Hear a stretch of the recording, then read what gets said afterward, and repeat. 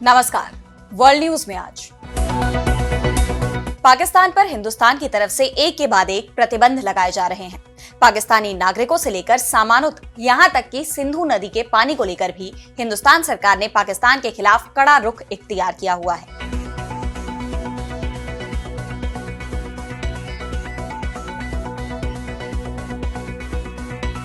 हिंदुस्तान सरकार के एक्शन को देखते हुए पाकिस्तान की सरकार में बौखलाहट है।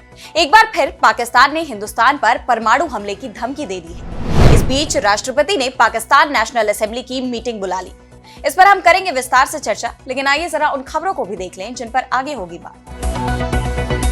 अमेरिकी राष्ट्रपति ट्रंप को मिला डबल झटका। वॉइस ऑफ अमेरिका का ब्रॉडकास्ट बंद करने के आदेश पर कोर्ट ने लगाई रोक। मेक्सिको ने भी खारिज किया ट्रंप का प्रस्ताव। यूक्रेन के विक्ट्री डे परेड में हमले की धमकी पर भड़का रूस। पुतिन ने कीव को तबाह करने की दी चेतावनी। 9 मई को रूस में कई देशों का प्रतिनिधिमंडल होगा मौजूद। भारत के साथ बड़ा रक्षा समझौता करने की तैयारी में श्रीलंका। संसद में पेश होगा प्रस्ताव। पाकिस्तान और चीन को लगेगा झटका। और चलते चलते में देखेंगे ब्रह्मांड में मची भगदड़, वैज्ञानिकों ने देखी रहस्यमयी घटना। इन सभी खबरों पर हम आगे विस्तार से करेंगे बात, लेकिन पहले एक नजर हेडलाइंस पर। सिंगापुर चुनाव में प्रधानमंत्री लॉरेंस वोंग की पार्टी को मिला प्रचंड बहुमत। 97 में से 87 सीटों पर मिली जीत। 60 सालों से राज कर रही है पीपल्स एक्शन पार्टी। ऑस्ट्रेलिया चुनाव में लेबर पार्टी की बड़ी जीत। 21 साल में दूसरी बार पीएम बनने वाले पहले नेता होंगे एंथनी अल्बनीज। खुद की सीट हार गए विपक्षी उम्मीदवार। जापान और चीन का एक दूसरे पर एयर स्पेस उल्लंघन का आरोप। पूर्वी चीन सागर में सेनकाकू द्वीपों को लेकर दोनों देशों में विवाद। स्टारबेस नाम से जाना जाएगा दक्षिण टेक्सास शहर। एलन मस्क को मिली बड़ी जीत। मस्क की स्पेसएक्स रॉकेट कंपनी का प्रक्षेपण स्थल है स्टारबेस। तो हिंदुस्तान और पाकिस्तान के बीच संघर्ष की संभावनाएं अभी भी बनी हुई हैं और पाकिस्तान में तो खौफ इतना है कि वहां की सरकार की नींद उड़ी हुई है। रात 2 बजे मंत्री प्रेस कॉन्फ्रेंस कर रहे हैं। रात को अधिकारियों को बदलने के आदेश जारी हो रहे हैं और अब पाकिस्तान के पीएम शहबाज शरीफ की डिमांड पर राष्ट्रपति ने 5 मई को संसद का विशेष सत्र बुलाया है। और सबसे बड़ी बात तो यह है कि सत्र दिन की जगह रात में होगा। शाम 5 बजे के बाद संसद का विशेष सत्र शुरू होगा जो देर रात तक चलेगा। दिन की रोशनी इस वक्त पाकिस्तान को बेचैन कर रही है तो रात उसे डरा रही है।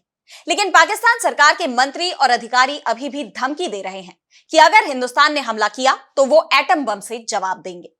साफ है, पाकिस्तान ये बात स्वीकार कर रहा है कि हिंदुस्तान हमला करेगा तो उसकी हार तय है, इसलिए एटम बम की धमकी दी जा रही है। लेकिन एटम बम की धमकी का कोई भी असर कम से कम हिंदुस्तान पर तो पड़ता नहीं दिख रहा है और ना ही दुनिया पाकिस्तान की इस धमकी पर गौर कर रही है, इसलिए उसे ज्यादा देशों का समर्थन भी नहीं मिल रहा। इस बीच हिंदुस्तान की नेवी ने लाइव फायरिंग ड्रिल शुरू कर दी है। सभी देशों के व्यापारिक जहाजों को अरब सागर के लिए नेविगेशन वार्निंग जारी कर दी गई है। नेविगेशन वार्निंग का मतलब होता है कि व्यापारिक जहाज वो एरिया छोड़ दे, क्योंकि अब यह सुरक्षित नहीं रह गया है। अगर नेविगेशन वार्निंग के बाद भी किसी भी देश के जहाज के साथ कोई हादसा होता है तो उसके लिए हमला करने वाला देश जिम्मेदार नहीं माना जाएगा। इस बीच नेवी चीफ ने पीएम मोदी से मुलाकात की है। उसके बाद वायुसेना चीफ भी पीएम मोदी से मिले। यानी पाकिस्तान को संदेश साफ है कि पहलगाम का बदला जरूर लिया जाएगा। इस बीच ये खबर भी सामने आ रही है कि सिंधु जल समझौते पर रोक लगाने के बाद अब भारत ने पानी को लेकर बड़ा फैसला लिया है। पाकिस्तान के रक्षा मंत्री को भी सीधा जवाब दे दिया है, जो दावा कर रहे थे कि हिंदुस्तान ने अगर पानी रोका तो पाकिस्तान एटम बम से हमला करेगा। लेकिन हिंदुस्तान की तरफ से पाकिस्तान का पानी रोकने का काम शुरू कर दिया गया है। हिंदुस्तान ने चिनाब दरिया पर बना डैम बंद कर दिया, जिसके बाद चिनाब का पानी पाकिस्तान की तरफ जाना बंद हो गया है। गर्मी के मौसम में इसका प्रभाव पाकिस्तान पर पड़ना तय माना जा रहा है। इस बात की संभावना पहले से ही जताई जा रही थी कि हिंदुस्तान की तरफ से अगर पानी रोकने की कोशिश की गई तो इसकी शुरुआत चिनाब से ही होगी और यह काम शुरू भी हो गया है। इसके बाद यह माना जा रहा है कि कोई बड़ा एक्शन भी जल्दी लिया जा सकता है, जिसका खौफ पाकिस्तान में दिखाई भी दे रहा है। इस बीच पाकिस्तान की नेशनल असेंबली के सदस्य शेर अफजल खान मारवत के एक बयान ने सोशल मीडिया पर तूफान खड़ा कर दिया है। एक रिपोर्टर ने उनसे पूछा कि अगर हिंदुस्तान और पाकिस्तान के बीच युद्ध छिड़ जाए तो वे क्या करेंगे। मारवत ने बड़ी ही सहजता से जवाब दिया कि अगर युद्ध बढ़ा तो मैं इंग्लैंड चला जाऊंगा। और अब बढ़ते हैं अगली खबर की तरफ, जहां हम बात करेंगे अमेरिकी राष्ट्रपति डोनाल्ड ट्रंप को लगे झटके की। तो डोनाल्ड ट्रंप जब से सत्ता में आए हैं तब से ही कई देशों के साथ अमेरिका के रिश्तों में तनाव देखा जा रहा है और इसके पीछे की वजह या तो अमेरिकी राष्ट्रपति के बयान रहे हैं या फिर उनके फैसले। और अब ट्रंप के एक और फैसले से अमेरिका के साथ बॉर्डर शेयर करने वाला देश मेक्सिको भड़क गया है। मेक्सिको के राष्ट्रपति क्लाउडिया शिनबाम ने तीखे स्वर में कहा कि संप्रभुता बिक्री के लिए नहीं है, इससे समझौता नहीं किया जा सकता। दरअसल डोनाल्ड ट्रंप ने अवैध प्रवासियों के खिलाफ चल रही कार्रवाई के बीच उनकी अमेरिका में एंट्री को रोकने के लिए सेना की भूमिका बढ़ाने के आदेश दिए थे। इसके बाद ट्रंप प्रशासन ने मेक्सिको के साथ अपनी दक्षिणी सीमा पर अमेरिकी सैन्य उपस्थिति में भी बढ़ोतरी की, लेकिन अब इसके खिलाफ मेक्सिको ने कड़ा रुख अपनाया है। राष्ट्रपति शिनबाम ने साफ कहा कि एक तरफा सैन्य हस्तक्षेप के लिए अमेरिकी दबाव उन्हें और ट्रंप को टकराव की राह पर ले जाएगा। हम साथ मिलकर काम कर सकते हैं, लेकिन आप अपने क्षेत्र में और हम अपने क्षेत्र में। हम अपने क्षेत्र में अमेरिका की सेना की उपस्थिति को कभी स्वीकार नहीं करेंगे। संप्रभुता बिक्री के लिए नहीं है। संप्रभुता को प्यार किया जाता है और उसकी रक्षा की जाती है। मेक्सिको के राष्ट्रपति ने साफ कर दिया कि अमेरिका की मनमानी अब और नहीं चलेगी। ट्रंप को सिर्फ मेक्सिको से ही झटका नहीं लगा, बल्कि कोर्ट से भी बड़ा झटका लगा है। अमेरिकी कोर्ट ने वॉइस ऑफ अमेरिका को बंद करने के ट्रंप प्रशासन के फैसले पर अस्थायी रोक लगा दी है, जिसके बाद अब वॉइस ऑफ अमेरिका का अगले हफ्ते से एक बार फिर प्रसारण शुरू हो सकता है। आपको बता दें कि अमेरिकी राष्ट्रपति ने US agency for global media यानी यूएसएजीएम समेत 7 एजेंसियों को खत्म करने या छोटा करने के आदेश पर हस्ताक्षर करने के बाद वॉइस ऑफ अमेरिका को प्रभावी रूप से बंद कर दिया था। ट्रंप और उनके रिपब्लिकन सहयोगियों का आरोप था कि वॉइस ऑफ अमेरिका वामपंथी पूर्वाग्रह रखता है। यह अपने दर्शकों को अमेरिकी समर्थक मूल्यों को नहीं दिखाता। वहीं इसका विरोध करते हुए वॉइस ऑफ अमेरिका ने कहा कि वो समाचारों को निष्पक्षता से प्रसारित करता है। लेकिन अब कोर्ट ने ट्रंप के एक और फैसले पर रोक लगा दी है। और अब अगली खबर में बात होगी रूस यूक्रेन में बढ़े तनाव की। तो रूस और यूक्रेन का युद्ध फिलहाल खत्म होता नजर नहीं आ रहा है। अमेरिका ने भी साफ कह दिया है कि यह जल्दी खत्म नहीं होने वाला। और अब जिस तरह से रूस और यूक्रेन आमने सामने आ गए हैं, उसे देखते हुए दोनों देशों में युद्ध विराम की कोई भी संभावना फिलहाल नजर नहीं आ रही। रूस ने यूक्रेन की राजधानी कीव में भयंकर तबाही मचाने की चेतावनी दे दी है। रूस की यह चेतावनी यूक्रेन की धमकी के जवाब में आई है। यूक्रेन के राष्ट्रपति वोलोदिमिर ज़ेलेंस्की ने बीते दिन रूस को धमकी देते हुए कहा था कि यूक्रेन विक्ट्री डे परेड में हमला कर सकता है। ज़ेलेंस्की ने रूस की विक्ट्री डे परेड में आने वाले विदेशी मेहमानों को भी चेतावनी दे दी। उन्होंने कहा कि मैं किसी की सुरक्षा की गारंटी नहीं दे सकता। रूसी संघ के क्षेत्र में जो कुछ भी होता है उसके लिए हम जिम्मेदार नहीं हो सकते। रूसी एजेंसी आपको सुरक्षा देती है और इसलिए हम आपको कोई गारंटी नहीं देते। दरअसल द्वितीय विश्व युद्ध में जीत के 80 साल पूरे होने के मौके पर रूस में 9 मई को वार्षिक विजय दिवस परेड का आयोजन हो रहा है। राष्ट्रपति व्लादिमीर पुतिन ने इस मौके पर चीनी राष्ट्रपति शी जिनपिंग समेत कई देशों के लीडर्स को न्योता दिया है। इस दौरान पुतिन ने यूक्रेन को अस्थायी युद्ध विराम का भी प्रस्ताव दिया। रूस ने 3 दिन के सीज फायर का ऐलान किया और उम्मीद जताई कि यूक्रेन भी इसका पालन करेगा, लेकिन यूक्रेन ने इसे पूरी तरह से खारिज कर दिया। यूक्रेनी राष्ट्रपति ज़ेलेंस्की ने कहा कि कीव 3 नहीं 30 दिन के सीज फायर के पक्ष में रहा है। पुतिन की तरफ से नाजी जर्मनी पर जीत के उपलक्ष्य में 3 दिन का युद्ध विराम का प्रस्ताव देना एक मजाक या एक धोखा देने की चाल के अलावा कुछ नहीं था। या तो जंग है या पुतिन हथियार रखकर बातचीत शुरू करें। यूक्रेनी राष्ट्रपति ने इस 3 दिवसीय युद्ध विराम को रूस का ड्रामा बताते हुए कहा कि यह बस रूस के राष्ट्रपति पुतिन की इमेज चमकाने की कोशिश है और कुछ भी नहीं। उनके तेवर काफी तीखे नजर आ रहे हैं। खासकर अमेरिका के साथ खनिज डील के बाद से ज़ेलेंस्की के रुख में बदलाव देखा जा रहा है। उन्होंने रूस को सीधी चुनौती ही दे दी और ज़ेलेंस्की के बयान पर रूस भी भड़क गया। इस पर पलटवार करते हुए रूस ने कहा कि कोई भी ज़ेलेंस्की की गारंटी के पक्ष में नहीं है, लेकिन अगर उनके उकसावे के चलते यूक्रेन की तरफ से कोई कार्रवाई की गई, 9 मई को द्वितीय विश्व युद्ध के विजय समारोह के दौरान मॉस्को पर हमला किया गया, तो फिर कीव में 10 मई की सुबह की गारंटी कोई नहीं दे सकता।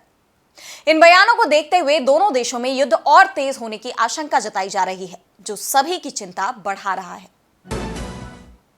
और अब अगली खबर में बात करेंगे भारत के साथ श्रीलंका के समझौते की।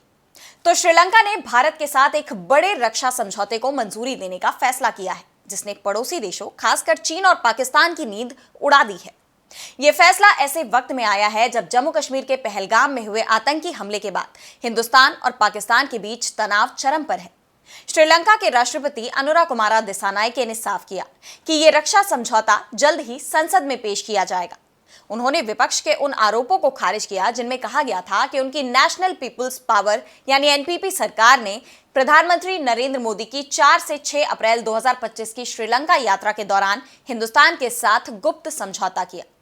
दिसानायके ने एक टीवी कार्यक्रम में कहा कि लोग झूठी कहानियां बना रहे हैं। देशों के बीच समझौते पारदर्शी होते हैं। हमारी सुरक्षा सुनिश्चित करना हमारा कर्तव्य है। दरअसल 5 अप्रैल 2025 को पीएम मोदी की श्रीलंका यात्रा के दौरान दोनों देशों ने रक्षा सहयोग पर एक समझौता ज्ञापन यानी एमओयू पर हस्ताक्षर किए थे। यह समझौता अगले 5 साल तक प्रभावी रहेगा और सैन्य क्षेत्र में सहयोग को मजबूत करने का एक ढांचा प्रदान करेगा। ये पहली बार है जब हिंदुस्तान और श्रीलंका ने सैन्य सहभागिता के लिए इतना बड़ा कदम उठाया है। श्रीलंका के रक्षा सचिव संपत थुइयाकुंथा ने कहा कि हिंदुस्तान हर साल लगभग 750 श्रीलंकाई सैन्य कर्मियों को प्रशिक्षण देता है। ये साझेदारी हमारे लिए अमूल्य है। उन्होंने ये भी जोड़ा कि दोनों देश एक दूसरे के कानूनों और संयुक्त राष्ट्र चार्टर के सिद्धांतों का सम्मान करेंगे। राष्ट्रपति दिसानायके ने बार बार दोहराया है कि श्रीलंका की जमीन का इस्तेमाल हिंदुस्तान विरोधी किसी भी गतिविधि के लिए नहीं होगा। ये बयान हिंदुस्तान के लिए एक बड़ा आश्वासन है और खासकर तब जब चीन और पाकिस्तान क्षेत्रीय स्तर पर हिंदुस्तान के खिलाफ गठजोड़ मजबूत करने की कोशिश कर रहे हैं। पीएम मोदी ने अपने संबोधन में दिसानायके के इस रुख की सराहना की और इसे दोनों देशों की दोस्ती का प्रतीक बताया।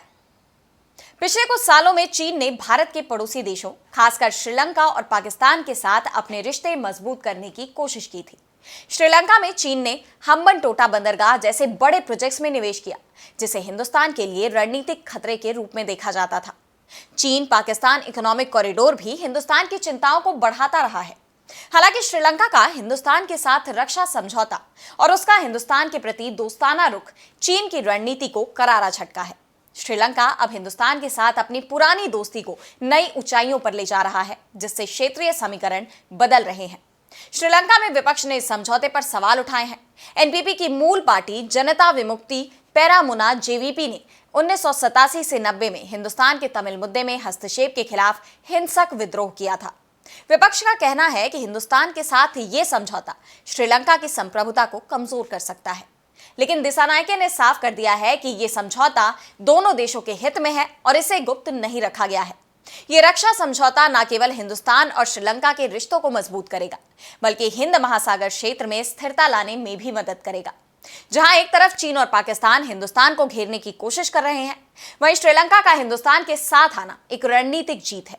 ये समझौता दोनों देशों के बीच सैन्य प्रशिक्षण, तकनीकी सहयोग और रक्षा रणनीतियों को साझा करने का रास्ता खोलेगा, जो क्षेत्रीय शांति और सुरक्षा के लिए काफी अहम है। और अब चलते चलते में बात करेंगे धरती से 650 प्रकाश वर्ष दूर टूटने की कगार पर एक युवा स्टार क्लस्टर की। तो स्पेस में तारों के समूह यानी स्टार क्लस्टर्स आमतौर पर करोड़ों सालों तक एकजुट रहते हैं, लेकिन वैज्ञानिकों ने हाल ही में एक ऐसा स्टार क्लस्टर खोजा है जो महज 2 करोड़ साल पुराना है और पहले ही टूटने की कगार पर आ गया है। इस अनोखी खोज ने खगोल वैज्ञानिकों को हैरान कर दिया है। इस समूह का नाम है ओफियन, जो ओफिचस नक्षत्र में स्थित है और धरती से करीब 650 प्रकाश वर्ष दूर है। यूरोपियन स्पेस एजेंसी के गाइया मिशन के आंकड़ों की मदद से अमेरिका की वेस्टर्न वॉशिंगटन यूनिवर्सिटी के खगोलविद डिलन हसन और उनकी टीम ने इस क्लस्टर को खोजा। ओफियन में लगभग 1000 युवा तारे हैं, लेकिन ये तारे इतनी तेजी से अलग अलग दिशाओं में बढ़ रहे हैं कि ये समूह जल्दी ही पूरी तरह से बिखर जाएगा। आमतौर पर तारा समूह जैसे प्लेयाडीज या बी हाइव, इन्हें बिखरने में सैकड़ों करोड़ साल लगते हैं, जो अमूमन 10 करोड़ और 60 करोड़ साल पुराने हैं, फिर भी एकजुट है। गाइया के आंकड़ों से पता चला कि ओफियन के तारों की गति में बड़ा अंतर है। इनकी वेलोसिटी डिस्पर्शन लगभग 20 किलोमीटर प्रति सेकंड है, यानी सबसे तेज और सबसे धीमे तारे की गति में 20 किलोमीटर प्रति सेकंड का फर्क है। इतनी तेज गति के कारण तारे एक दूसरे से ग्रेविटेशनल फोर्स से बंधे नहीं रह पा रहे हैं और जल्दी ही अलग हो जाएंगे। वैज्ञानिकों को इसकी सटीक वजह समझने में मुश्किल हो रही है, लेकिन गाइया के आंकड़ों से कुछ सुराग जरूर मिले हैं।